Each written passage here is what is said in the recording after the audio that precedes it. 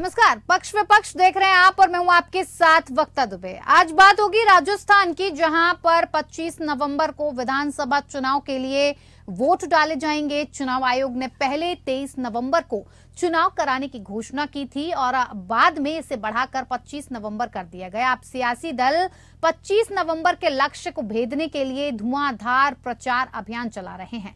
राजस्थान के रण में बीजेपी के सबसे बड़े प्रचारक खुद पीएम मोदी हैं, तो कांग्रेस की ओर से राहुल और प्रियंका गांधी ने पूरी कमान संभाली हुई है। राजस्थान की सत्ता में काबिज कांग्रेस पार्टी सूबे में 3 दशकों से चली आ रही हर बार सरकार बदलने की परंपरा को तोड़ने की कोशिश में लगी है और इसी कड़ी में आज कांग्रेस महासचिव प्रियंका गांधी ने राजस्थान के झुंझुनू में हुंकार भरते हुए कई तरह के वादे और दावे किए। राजस्थान के मुख्यमंत्री अशोक गहलोत भी इस रैली में मौजूद रहे। रैली में प्रियंका गांधी ने प्रधानमंत्री मोदी पर निशाना साधा और सीएम गहलोत ने महिलाओं को बड़ी सौगात देने का वादा किया। वहीं बीजेपी ने कांग्रेस सरकार को राजस्थान में बढ़ते अपराध को लेकर कटघरे में खड़ा किया है। इस पूरे मुद्दे पर चर्चा करेंगे, खास मेहमान जुड़ेंगे, लेकिन उससे पहले एक रिपोर्ट देखिए।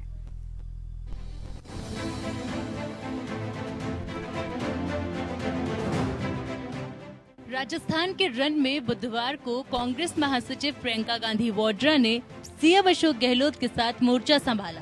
जगह थी राजस्थान का झुंझुनू। अरुणावता गांव आयोजित चुनावी रैली के जरिए प्रियंका ने शेखावाटी की 21 विधानसभा सीटों को साधने की कोशिश की। इस दौरान प्रियंका गांधी ने बीजेपी और पीएम मोदी पर जमकर निशाना साधा। प्रियंका गांधी ने आरोप लगाया कि मोदी सरकार केवल 2 उद्योगपतियों को बढ़ावा दे रही है।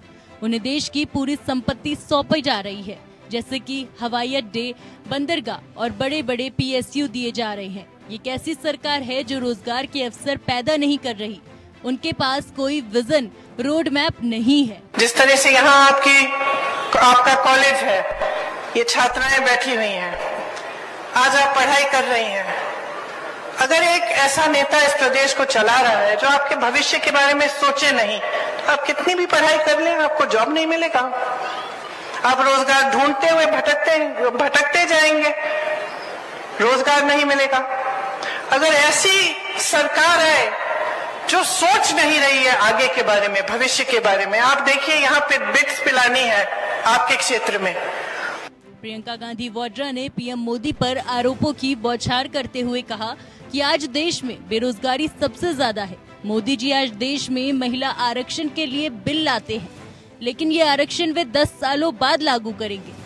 मोदी जी की सभी योजनाएं खोखली हैं। झुंझुनू में प्रियंका गांधी ने नया नारा दिया, मोदी का लिफाफा खाली है। पीएम मोदी पर आरोपों की बौछार के बाद बारी आई राजस्थान की जनता पर वादों की बौछार की। सीएम गहलोत ने मंगलवार को सोशल मीडिया एक्स प्लेटफॉर्म पर पोस्ट करके कहा था कि राजस्थान की महिलाओं के लिए विशेष सूचना। कल दोपहर 12:30 पर झुंझुनू में प्रियंका गांधी राजस्थान की गृहिणियों के लिए कुछ बड़ी घोषणाएं करेंगी। वैसे में रैली में मौजूद लोगों को प्रियंका से बड़ी घोषणा की उम्मीद थी, लेकिन प्रियंका ने महिलाओं के बारे में कोई घोषणा नहीं की। प्रियंका ने इस बार इसकी जिम्मेदारी राजस्थान के सीएम अशोक गहलोत को सौंप दी। प्रियंका की मौजूदगी में सीएम गहलोत ने कहा कि चुनाव बाद हमारी सरकार आई तो 1 करोड़ 5 लाख परिवारों को 500 रुपए में रसोई गैस सिलेंडर मिलेगा। परिवार की महिला मुखिया को प्रतिवर्ष 10,000 रुपए की सम्मान राशि भी दी जाएगी। आज मैं गारंटी दे रहा हूँ, सरकार हमारी आएगी तो 1 करोड़ 5 लाख परिवारों को 500 गैस सिलेंडर मिलेगा।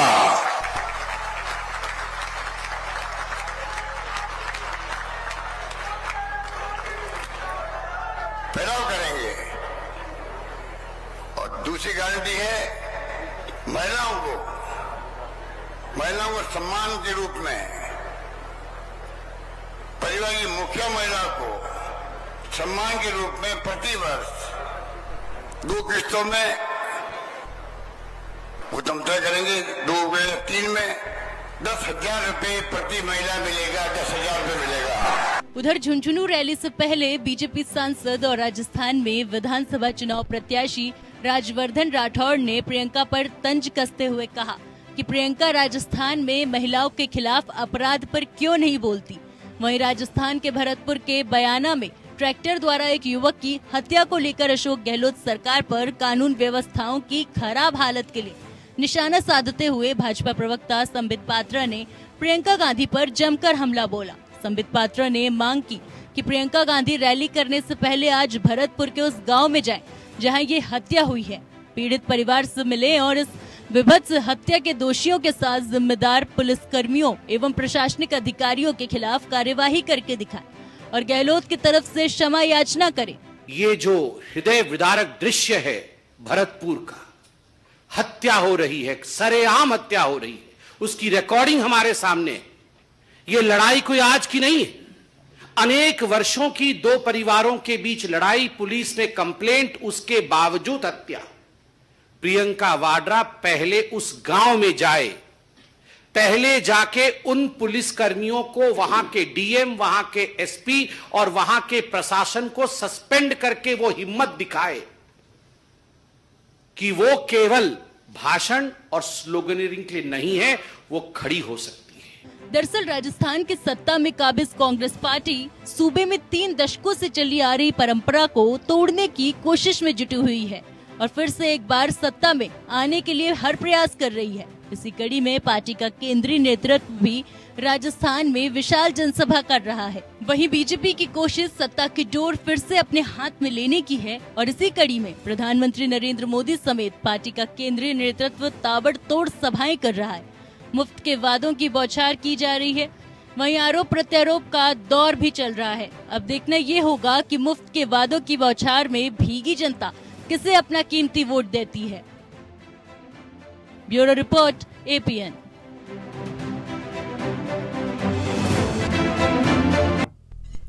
तो राजस्थान में सियासी घमासान शुरू हो चुका है, चुनाव नजदीक हैं और ऐसे में दोनों ही पार्टियां अपने अपने वादे, अपने अपने दावे जनता के साथ कर रही हैं, जनता को लुभाने की कोशिश कर रही हैं। लेकिन किसका दावा वादा कितना किस पर भारी पड़ता है, यही जानने की, समझने की कोशिश करेंगे। हमारे साथ खास मेहमान जुड़ गए हैं जिनसे मैं आपका परिचय करवा देती हूँ। नीता वाजपेयी जो कि नेता है बीजेपी की, हमारे साथ जुड़ गई है। बहुत स्वागत है नीता जी आपका। साथ ही साथ कांग्रेस से प्रवक्ता डॉक्टर चंद्रेश कुमार सिंह जी हमारे साथ जुड़े हैं, आपका भी बहुत स्वागत है सर। साथ ही साथ अमनप्रीत कौर राजनीतिक विश्लेषक के तौर पर हमारे साथ जुड़ी हुई हैं, जो कि राजनीतिक तौर पर हमें बताएंगे कि राजस्थान का चुनाव आखिर किस ओर जा रहा है और इसे किस ओर ले जाने की कोशिश सभी दलों की तरफ से की जा रही है। आपका भी अमनप्रीत जी बहुत बहुत स्वागत है। शुरुआत चंद्रेश कुमार जी आप ही के साथ कर लेते हैं। लगातार जो मुफ्त के वादों की झड़ियां हैं लगातार लगाई जा रही हैं। राहुल गांधी का दौरा होता है, अशोक गहलोत का दौरा होता है और अब प्रियंका गांधी का दौरा हुआ है, तो जाहिर सी बात है कि कुछ घोषणाएं तो करनी ही थी। तो ऐसे में क्या राजस्थान के झुंझुनू में प्रियंका गांधी एक और झुंझुना पकड़ा गई जनता को? मैडम, सबसे पहले तो मैं इस बात पर आपत्ति दर्ज कराऊंगा कि सरकार को योजनाएं देती है वो मुफ्त की योजनाएं हैं, झुंझुना है, इस तरह के प्रयोग भारतीय जनता पार्टी के द्वारा, प्रधानमंत्री जी के द्वारा किया जाता रहा। मैं ईमानदारी से कर देता हूँ। मैं इस मंच पर मैं अपना ITR आपको दिखा सकता हूँ। जब मैं ईमानदारी से टैक्स देता हूँ, मेहनत से कमाता हूँ, ईमानदारी से सरकार को टैक्स देता हूँ और उस टैक्स से सरकार कोई योजना लाती है जो जन कल्याण की योजना है और उस योजना का लाभ मेरी माँ को मिलता है, मेरी बहन को मिलता है, मेरे पिता को मिलता है, एक भेड़ी के रूप में या किसान के रूप में, तो इसे मुफ्त का झुंझुना मत कहिए। इस देश के किसानों के बेटे सीमा पर देश की सुरक्षा कर रहे हैं, फैक्ट्रियों में नौकरी, टैक्स पेयर के जो लोग हैं उनको क्या मिलता है? मुफ्त के वादे जब किए जाते हैं, मुफ्त के वादे जब आप करते हैं तो उसके लिए पैसा कहाँ से आएगा? मध्य प्रदेश की हालत आपने देख ली, कर्नाटक की हालत आपने देख ली। मैं बता रहा हूँ मुफ्त पैसा कहाँ से आता है। पैसा इसी देश के लोग देते हैं। हाँ। और पैसा हम टैक्स के रूप में देते हैं। ठीक है। उसमें राज्य की हिस्सेदारी है, उसमें राज्य की हिस्सेदारी है।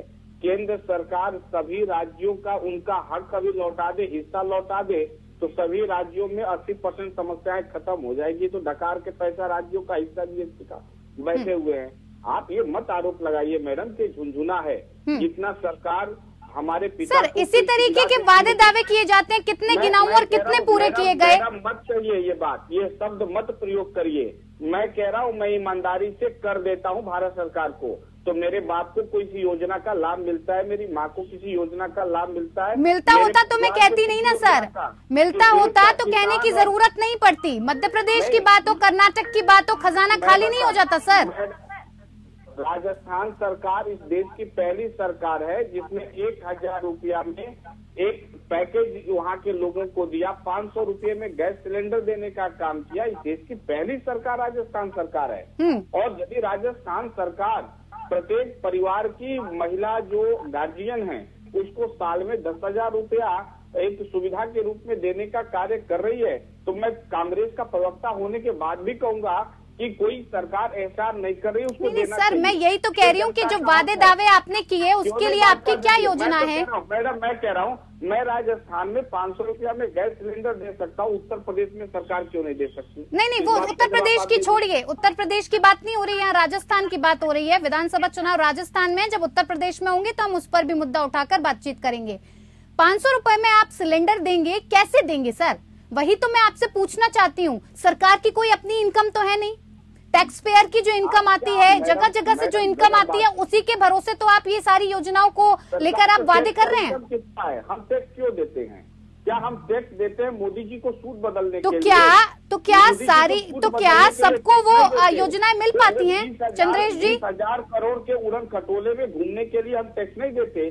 नहीं चंद्रेश जी, हम टैक्स देते हैं तो उसका सारा लाभ मिल पाता है जनता को? जितने वादे किए हैं उतरते हैं जमीनी तौर पर? मैं कहता हूँ ये सरकारों की जिम्मेदारी है, चाहे वो हमारी सरकार हो या किसी की सरकार हो, कि जो ईमानदारी से जनता कर दे रही है उसको ईमानदारी से जन कल्याण की योजनाओं पर खर्च किया जाए। ईमानदारी से आप जनता से तो कर ले लेते हैं, लेकिन ईमानदारी से जो जनता को लौटाना चाहिए वो नहीं लौटाते हैं। नीता जी, यदि देश के हित में, राजस्थान के हित में राजस्थान सरकार ने कोई योजना लेकर आई है तो भारतीय जनता पार्टी को सीखना चाहिए। ठीक है सर, भविष्य अच्छी बातें और कपोल कल्पनाएं हम नहीं करते हैं। कांग्रेस जो बात कहती है वो करके दिखाती है। ठीक है सर, मैं वापस लौटूंगी। नीता वाजपेयी जी, आपको ऐसा क्यों लगता है कि इस बार आपकी सरकार आ रही है? राजस्थान में वादा किया, पूरा किया। नीता जी, आपको क्यों लगता है कि आपकी सरकार आ रही है राजस्थान में? क्योंकि सिर्फ एक परंपरा है, कांग्रेस की सरकार जाएगी तो आपकी सरकार आएगी। कांग्रेस तो कह रही है मोदी जी का लिफाफा खाली है। हाँ, तो प्रियंका गांधी की इतनी हिम्मत ही नहीं हुई कि जैसे उन्होंने उत्तर प्रदेश में बोला था कि लड़की हूँ, लड़ सकती हूँ, इतनी हिम्मत ही नहीं हुई कि कोई वादे अपने मुंह से कर दें, क्योंकि उनको पता है जो अपने मुंह से वादे करेंगी वो जनता जानती है फेक है। वरना हिम्मत होती तो ये क्यों गहलोत जी को कहना पड़ता? खुद प्रियंका गांधी कहती है इस चीज को अपने मुंह से, क्योंकि उन्होंने महिलाओं के लिए एक बार कह चुकी है लड़की हूँ, लड़ सकती हूँ। उसके बाद उनके हाथ में आया क्या? खाली कटोरा। तो वो तो कह रहे हैं मोदी जी का लिफाफा खाली है, मोदी जी के पास कुछ है ही नहीं। इनके पास खुद के लिए कुछ करा हुआ दिखाने के लिए, जनता के पास कहने के लिए नहीं है, तो सारा मोदी मोदी करते रहेंगे। अच्छी बात है, मोदी मोदी करिए, मोदी जी की पॉपुलैरिटी और बढ़ती है तो और ज्यादा उनकी कीर्ति और यश बढ़ता है। इनको बोलने दीजिए, मोदी मोदी करेंगे तभी तो जनता जानती है, इनके पास कुछ है ही नहीं। नहीं सर, नीता जी, आपको ऐसा क्यों लग रहा है कि आपकी सरकार आ रही है? 1 मिनट और लूंगी आप। ठीक है। ये अब भरतपुर क्यों नहीं गई मैडम? और जगह तो होता किसी प्रदेश में तो सबसे पहले जाके वो कंबल बिछा के बैठ जाती। भरतपुर क्यों नहीं गई? ये क्यों गई? बहनावा जनता को बेवकूफ बनाने क्यों गई? स्टेज पे चढ़ के गट्स होता तो जाती वहाँ पे भरतपुर में बैठ के, जो पीड़ित परिवार है उसके साथ बैठती, जैसे और जगह पे जाके जमीन पे बैठती हैं, खाती हैं, ये सब जाके करती वहाँ पे ना। हिम्मत नहीं थी, उसके लिए बहुत बड़ा अंदर से वो चाहिए कि मैं सही हूँ जो भारतीय जनता पार्टी के अंदर है। तो नहीं, क्या आप क्या कहना चाहती है नीता जी? जो वादे किए गए वो झूठे हैं, फेक है। आप ये सारे आप बताइए ना, आपने जितने चुनाव में जितने आपने घोषणा पत्र में वादे किए, हर राज्य में एक भी पूरा किया? ये भाई साहब तब से चिल्ला रहे हैं, इनको मैं सुन रही हूँ, इतने गंदे तरीके से। अपने बात तो वो लॉलीपॉप में इनको लग गई बात, और मोदी जी को बोल रहे हैं तो नहीं लग रही है। अरे शर्म करिए भाई साहब, अगर आपको बुरी लगती है बातें तो दूसरों को भी बुरी लगती हैं, समझे? शर्म आनी चाहिए आपको। देश के प्रधानमंत्री को बोलते हैं और आप नॉर्मल व्यक्ति को बोलने के लिए आप लोग दूसरी तरह से बिहेव करते हैं। ठीक है नीता जी, उन्होंने तो वादे दावे कर दिए। देखिए उन्होंने अपना कार्ड चल दिया है, उन्होंने जनता को बताया कि वो किस तरह की अगर सरकार रिपीट होती है तो क्या कुछ करेंगे। आपको क्यों लग रहा है कि आपकी सरकार आ रही है? आपने ऐसा क्या कर दिया राजस्थान के लिए या राजस्थान की जनता के लिए? राजस्थान की जनता इस टाइम इतनी त्रस्त है इनसे। क्राइम रेट जो कि पुलिस पूरा विभाग इनके सीएम के अंडर है, और क्राइम रेट का लेवल देख लीजिए। ये है कि किसी का गला काट दिया जाता है, किसी को रेप करके जला दिया जाता है, भट्टे में डाल दिया जाता है, किसी को ट्रैक्टर के नीचे रौंद दिया जाता है। उसके ऊपर भाई साहब ये बोल रहे मैं टैक्स पर, अरे भाई साहब मैं भी टैक्स पे करती हूँ, आप ही टैक्स नहीं पे करते, कांग्रेस वाले ही टैक्स पे नहीं करते हैं। नहीं नीता जी, वो तो पूरा देश टैक्स पे करता है। टैक्स पेयर को तो उतनी सुविधाएं मिलती नहीं है। अगर इस बात को उठाया जाए तो टैक्स पेयर को तो कोई सुविधा नहीं मिलती है, सिर्फ टैक्स भरने का काम है और कोई काम नहीं है टैक्स पेयर का। ठीक है अमनप्रीत जी, अगर काम नहीं किया होता ना तो आज ठीक है अर्थव्यवस्था पे नहीं बढ़ रहे होते। ठीक है अमनप्रीत जी, अमनप्रीत जी जिस तरह से सभी दल राजस्थान पर निगाहें टिकाकर बैठे हैं, कई मुद्दे हैं, आपको क्या लगता है इस बार राजस्थान का जो चुनाव होने वाला है किन मुद्दों के इर्द गिर्द घूम सकता है? साथ ही साथ कानून व्यवस्था पर सबसे बड़ा सवाल भारतीय जनता पार्टी की तरफ से उठाया जा रहा है। आपको लगता है ये एक बड़ा मुद्दा उभर कर सामने आ सकता है? भारतीय जनता पार्टी को इससे कोई फायदा हो सकता है? और जो कांग्रेस के दावे वादे हुए उससे कितना असर पड़ सकता है? देखिए वक्ता, अगर पिछले कुछ समय की बात करें तो परिस्थितियां जो हैं बिल्कुल बदल गई हैं। जब से अशोक गहलोत ने जो फ्रीवीज का सहारा लिया है और उससे बहुत सारी सहूलतें जो महिलाओं को लेके उनके लिए अनाउंस कर दी है, आज की बात नहीं है, आज तो चलो जो करी है, उससे पहले भी बीते समय में जो उन्होंने कुछ सहूलतें कुछ जो लोगों की भलाई के लिए अनाउंसमेंट करी हैं, तो उनको देख के ये जो बीजेपी का ग्राफ है वो थोड़ा सा नीचे गया है, कांग्रेस का ऊपर आया है। हम बात करेंगे प्रियंका गांधी की, आज की रैली की। धौंसा के बाद ये जो झुंझुनू की रैली थी ये बहुत मायना रख रही थी। कांग्रेस ने, आपको पता है कि अपने जो उम्मीदवारों की लिस्ट है उसमें भी देरी कर दी, सिर्फ इसी के लिए कि झुंझुनू की जो कैंपिंग है उसकी जो रैली है वो अच्छे से निपट जाए, कहीं ऐसा ना हो कि उम्मीदवारों की सूची बना दें और फिर उम्मीदवार विरोध करें और इस रैली पे उसका प्रभाव पड़ जाए। तो इस बात को भी मद्देनजर रखा गया है। बात करें हम जो फ्रीवीज की अनाउंसमेंट करी गई है कि जो 500 का सिलेंडर अशोक गहलोत सरकार देगी, तो ये उन्होंने कुछ कंसेशन तो पहले भी कर रखा है। उसके बाद उन्होंने बात बोली कि महिलाओं को 10,000 रुपया पर एक साल में दिया जाएगा, जो भी घर की मुखिया महिला होगी, और उसको वो 2 या 3 किस्तों में देंगे। तो वो पहले भी महिलाओं को ऐसे फाइनेंशियली हेल्प करते हैं। और 25 लाख का जो जीवन बीमा उन्होंने अनाउंस कर रखा है कि किसी के अगर घर में कोई बीमार होता है, जैसे पैसों की जरूरत पड़ती है, कई लोगों का इलाज ही नहीं हो पाता क्योंकि उनके पास पैसे नहीं होती, तो ये जो 3-4 चीजें जो अनाउंस करी हैं, इसका सीधा सीधा प्रभाव जो है वो परिवारों के ऊपर पड़ता है। वो परिवार जो अपनी जो आय है उनकी कम है और उनके पास रोजगार नहीं है, वो असंजम में पड़ जाते हैं कि अगर बीमार पड़ जाए कोई तो कैसे अपना ट्रीटमेंट करवाया जाए। तो उनके लिए ये बहुत बड़ी एक राहत का कदम है जो अशोक गहलोत सरकार ने उठाया है। और वहां पे जो प्रियंका गांधी ने